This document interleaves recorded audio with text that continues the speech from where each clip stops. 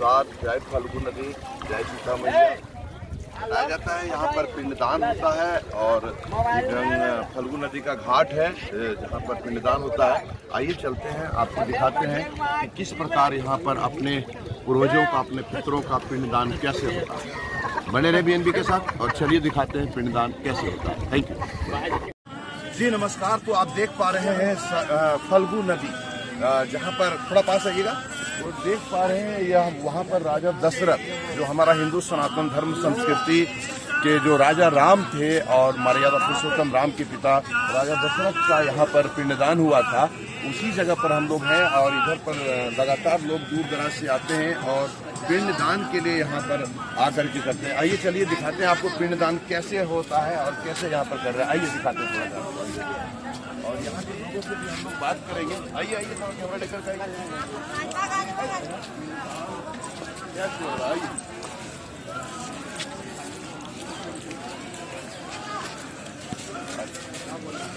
यहाँ पिंडदान जो होता है क्या महत्व है और क्या है, थोड़ा पास हो जाओ बाबू, थोड़ा बताइएगा यहाँ बारे में जानकारी दीजिए। पास हो। गया जी में महत्व है कि गया जी में श्राद्ध होता है। जब राजा रामचंद्र जी और जानकी माई आए थे श्राद्ध करने के लिए, तो ये तो नदी गुप्त गंगा है। तो जो सीता मैया जब आई थी राजा दशरथ रामचंद्र जी, तो राजा दशरथ जी को पिंड देने के लिए आए थे। तो इस समय तो इतना आदमी नहीं था, जनसंख्या नहीं था, बाजार नहीं था। तो रामचंद्र जी बैठा दी, सीता मैया को बैठा दी, देवी तुम बैठ जाओ। आम का एक वृक्ष था, उसी आम के वृक्ष के नीचे बैठा दी, तुम इसी जगह बैठो और हम जाकर सामान लेकर के आते हैं, पिंड का सामान।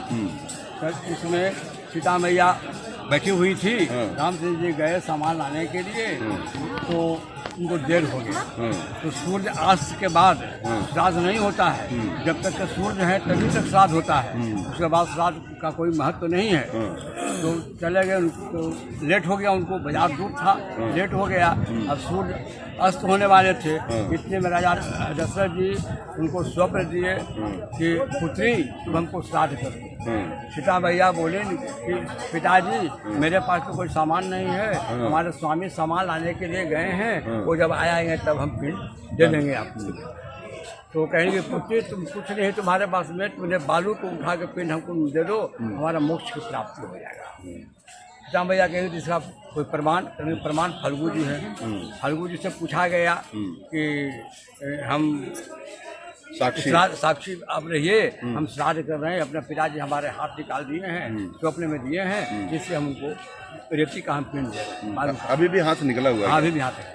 अच्छा, तो ये तो वनवास में थे राम और सीता उस वक्त की बात है। जब यहाँ आए पिंड करने गया में सब भी यहाँ ब्रह्मा नहीं पिंडा किए हैं, यहाँ ब्रह्मा भी किए हैं। ब्रह्मा जी भी? ब्रह्मा जी किनका? वो ब्रह्म कुंड में है, वहाँ प्रेतशिला में पड़ेगा, 14 किलोमीटर दूरी पड़ेगा।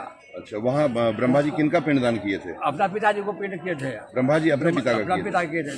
दुनिया में कोई भी ऐसा व्यक्ति नहीं जिसका कोई पिता और माता नहीं है, सबको है। चाहे देवता हो, मनुष्य हो, नर हो, नारायण हो, कोई भी हो, सबका पिता और माता है, इसको नहीं।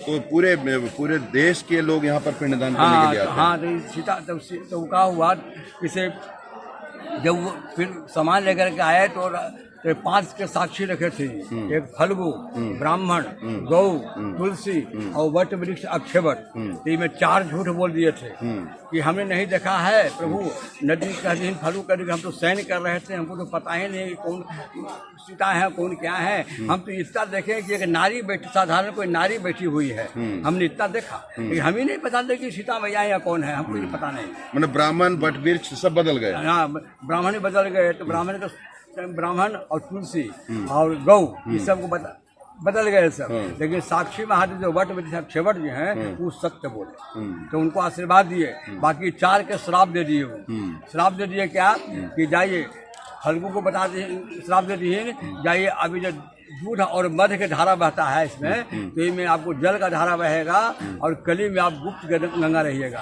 आपको ऊपर में जल नहीं रहेगा, अंदर में धारा बहेगा, लेकिन ऊपर में जल नहीं रहेगा। ये श्रापित है, श्रापित गंगा है, इसी नाम श्रापित गंगा है, इसलिए इसमें पानी नहीं रहता है। ये तो पानी पड़ गया है बरसात में, तो बरसात में पानी है आपको, और हमें डैम बना हुआ है तब है, नहीं तो इसमें पानी नहीं रहता है। ये श्रापित है। हाँ, श्रापित गंगा। क्या? हाँ, गौ को कहा गया कि गौ कहे कि हम तो अपना चर रहे थे, पेट को भर रहे थे, हमको क्या पता है कौन पिंडा किए तुम नहीं किया, हमको क्या पता। तो कहे उनको श्राप दे दिए, जाइए कली में आप विष्ठा खाइएगा। आज बहुत सी गायें हैं जो कि आप कली में विष्ठा खाती है। ब्राह्मण को कहा गया तो ब्राह्मण कहेंगे देखिए ब्राह्मण लोग हैं दक्षिणा में बंधे हुए, जब हमको एक मुद्रा दक्षिणा भी नहीं मिला है तो हम क्या जानते हैं कि सीता मैया है कौन श्राद्ध किए कि नहीं किए, हमको क्या पता है। तो ब्राह्मण को दक्षिणा में बंधे हुए हैं, जब ब्राह्मण को दक्षिणा नहीं दीजिएगा, आप घर ही में पूजा पाठ कीजिए, ब्याह शादी कीजिए, ब्राह्मण को दक्षिणा नहीं दीजिएगा तो उसका कोई महत्व आपको नहीं होगा, कोई फल नहीं मिलेगा। इसलिए ब्राह्मण को दक्षिणा देना बहुत जरूरी है। जरूरी। क्या शुभ नाम हुआ आपका? और नाम हुआ नंद किशोर भाई। नंद किशोर बैद जी से बात हो रही थी। बहुत बहुत धन्यवाद आपको जानकारी देने के लिए। और कुछ जानकारी देना? तुलसी है, तुलसी जी को कहीं कि कलयुग में आप ज्यादा गंदी जगह में जन्म लीजिएगा, साफ जगह में नहीं लीजिएगा। देखिए नाला का पानी वगैरह जहाँ बहता है तहाँ तुलसी ज्यादा जन्मते हैं, लेकिन साफ जगह में बहुत कम रहते हैं। आप बट वे अक्षयवट जो उनको कहें कि नहीं आप सत्य बोले हैं, इसलिए आपको हम आशीर्वाद दे रहे हैं कि आपके पास जो भी व्यक्ति मनुष्य जाएगा, भारतवर्ष का जो भी मनुष्य जाएगा पिंड करने के लिए, तो वो आप 4 पदार्थ मांगेगा, धन, पुत्र, भक्ति और मुक्ति। 4 में से एक आपको देना होगा, दे देगा, दे देंगे। और एक वो फल जो है उसको छोड़ना पड़ेगा, केला, संतरा, अंगूर, नाशपाती, संतरा, शरीफा, कटहल, जामुन, बैर, आम, इमली, जो भी खाने वाला फल होता है ना, एक वो त्याग कर देना पड़ता है, वो जीवन भर नहीं खाना पड़ता है। अगर यदि भूल चूक से खा भी लिया, किस लिए मतलब कोई मनोकामना रहे तो? हाँ, मनोकामना जैसे कि पीट कर किए आप यहाँ किए, आप चाहिएगा कि हम जाएंगे बट वृक्ष अक्षयवट जी में साक्षी महादेव में पिंडा करें, वहाँ जाके पिंडा कीजिएगा तो वहाँ 4 पदार्थ आपको मांगना पड़ेगा, चाहे धन मांगिए, पुत्र मांगिए, भक्ति मांगिए, मुक्ति मांगिए, 4 में से एक मांगना पड़ेगा। आए वो खाने वाला जो फल होता है ना, केला, संतरा, अंगूर, नाशपाती, वो एक वो फल आपको त्याग देना पड़ेगा, वो आपको जीवन भर नहीं खाना। विष्णु पद भी यहीं पर है? हाँ, विष्णु पद के बगल में अक्षयवट जी है। कब आए थे विष्णु जी यहाँ पर? कब उनका पद यहाँ पर? ये तो हुआ था कि जब गयासुर नाम का एक राक्षस था, बहुत बड़ा विशाल था, तार के पेड़ देखे हैं ना, तार के पेड़ से 1.5 लंबाई था उसका। वो जब चलता था ना तो धरती कपता था, कंपन होता था, और हंसता था तो बाधा गरजता था, इतना बड़ा विशाल था। उसके पास ताकत का था नहीं था, वो अनंत ताकत था। जैसे कि रावण हुआ, कंस हुआ, कुंभकर्ण, सबके था, जैसे रावण के 10,000 हाथी के बल, हालांकि इतना बल है, लेकिन उसको था ही नहीं कि कितना 1000 हाथी का बल था। तो वो कहा करता कि सब जंगल था पहले, सब आदमी का मनुष्य, तो अब तो सही बन गया है कलयुग में ना, लेकिन पहले कुछ नहीं था, सब जंगल और पहाड़ था। हाँ, गयासुर जब था, तब जब वो खा जाया करता था तो एक जो ब्रह्मा का सिंहासन डोलने लगा। जब ब्रह्मा सिंहासन, जब ब्रह्मा देखते हैं तो कहते दिव्य दृष्टि से देखते हैं तो कहते अरे वो गयासुर नाम का एक जो आदमी है, राक्षस है, वो सब वो खा जा रहा है, तो फिर सृष्टि जो हमारा रहता है वो तो खत्म हो जाएगा, फिर तो कोई रहवे नहीं करेगा, खत्म हो जाएगा सब। तब वह मैं कहीं कि से गए वो शंकर भगवान के पास, शंकर भगवान कहें कि इसका निदान हम नहीं कर सकते, जाइए विष्णु के पास। वह विष्णु के पास क्षीर सागर में गए, वहाँ स्तुतियों को की कि अखंड मंडलाकारणम व्याप्तम जेन चराचरम तद पदम दर्शितम तस्मै श्री गुरुवे नमः। गुरु ब्रह्मा गुरु विष्णु गुरुदेव महेश्वर साक्ष परम ब्रह्मा तस्मै श्री गुरुवे नमः। सशंख चक्रम सकरीठ कुंडलम वस्त्रम सरसीभक्षणम सहार वस्त्र अस्त्रकौस्तुभम नमामि विष्णु सहस्रभुजं शांताकारं भुजगशयनं परमनाभं सुरेशं विश्वाधारण गगन सदृशं मेघवर्णं शुभानगम्य लक्ष्मीकान्तं कमलनयनं योग विद्यानगम्यनं वंदे विष्णु भवहरणं सर्वलोकैकनाथनं।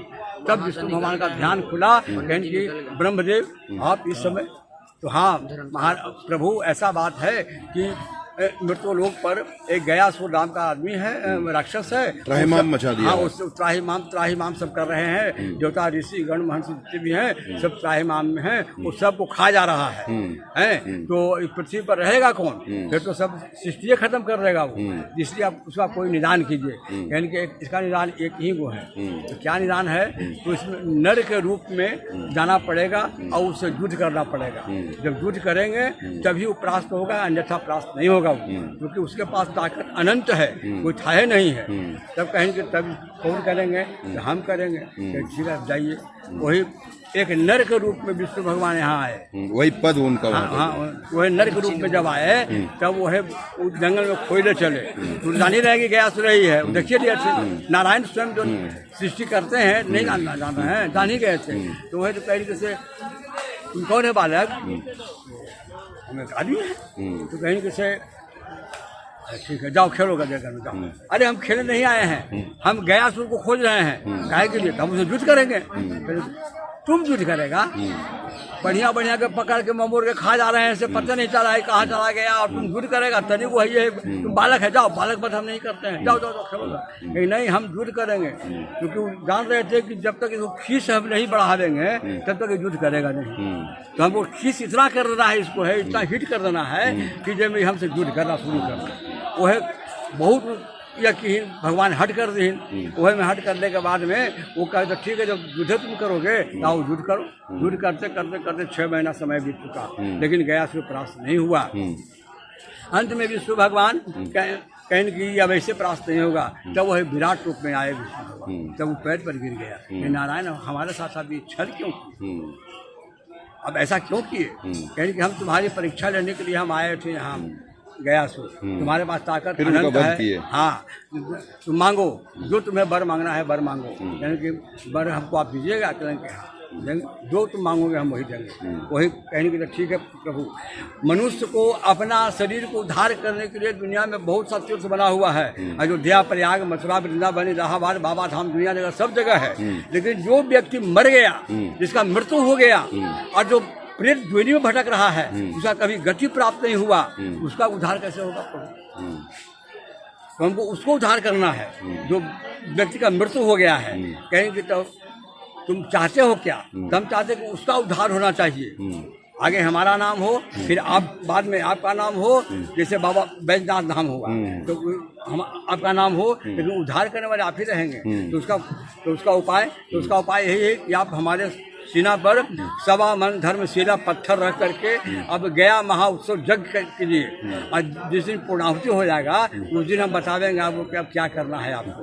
तब कहेंगे ठीक है। वही 9 दिन यज्ञ हुआ नदी में भगवान की ही, वो यज्ञ करने के बाद में जब ब्राह्मण को भोजन कराए, हवन किए, उसके बाद में पूछते हैं भगवान पूछते हैं गयासुर से कि अब बोलो तो सारा काम खत्म हो गया, अब बताओ कि अब क्या करना है? तो प्रभु अब यही करना है कि अब गया जी में एक पिंड और एक मुंड डेली हमको मिलना चाहिए। अगर जिस दिन गया में एक पिंड और एक मुंड नहीं मिलेगा तो हम खड़ा हो जाएंगे, और यदि खड़ा हो जाते हैं तो गया लुप्त हो जाएगी। इसलिए सरकार यहाँ एक पिंड नहीं 1500 पिंडा यहाँ डेली होता है, और मुर्दा एक नहीं जलता है, 150 मुर्दा यहाँ डेली जलता है। आगे शमशान घाट इसमें 100, 200, 500 मुर्दा डेली जलता है, और एक पिंडा नहीं 1000 पिंडा डेली होता है। उसी दिन से भगवान ने कहीं जाइए तथायस्तु, वही दिन से विष्णु भगवान में यहाँ जो फल्गु जी हैं, यहाँ सर्वप्रथम यहाँ सीना है उनका, गयासुर का फल्गु में सीना है, और मुंड है सो पुनपुरा में है, और कमर के नीचे जो है राजगिरी में है। ये 3 खंड में बट गया है, समझ गए ना? तो नंदकिशोर वेद से आप सुन पा रहे थे, देख पा रहे थे गयासुर राक्षस का कैसे हुआ वध, और कैसे विष्णु भगवान का विष्णु पद यहाँ पर पड़ा। आइए दिखाते हैं कैसे होता है पिंडदान, थोड़ा वो भी आप लोग देख लें, ताकि आप लोग जो दूर दराज है घर में जो बैठे हुए हैं वो देख सकते हैं कि पिंडदान यहाँ पर किस प्रकार होता है। तो आप देख पा रहे हैं यह पिंडदान यहाँ पर करते हैं, रोज पिंडदान और रोज मुंड की बात यहाँ हो रही है। पिंडदान आप देख पा रहे हैं, ये पिंडदान यहाँ पर हो रहा है, ऐसे ही होते हैं पिंडदान। और आप देख पा रहे हैं ये राजा दशरथ का यहाँ पर पिंडदान हुआ था, जो माता सीता ने की थी। इसी स्थान से बीएनबी दिखा रही है, और आगे आप लोगों को दिखाएगी कुछ ही देर के बाद विष्णु पद, जहाँ पर स्वयं साक्षात श्री हरि विष्णु का पद पड़ा था गयासुर राक्षस के वध के पश्चात। बने रहे आप बीएनबी के साथ और देखते रहे कब, कहाँ और कैसे दिखेगा, क्योंकि बीएनबी सच है तो बोलेगा। जय हो, जय हिंद, सत्य में जयते, वंदे मातरम, जय हरिओम। ना पड़ेगा भटकना फेक शेयर और व्यूज पर, क्योंकि क्या कब कहां कैसे की सबसे तेज और सटीक कवरेज मिलेगी आपको बीएनबी ऑल इंडिया न्यूज पर। हर खबर को आप तक पहुंचाने से पहले खरे सोने की तरह तौलेगा। आप बने रहें बीएनबी ऑल इंडिया न्यूज के साथ, क्योंकि बीएनबी सच है तो बोलेगा।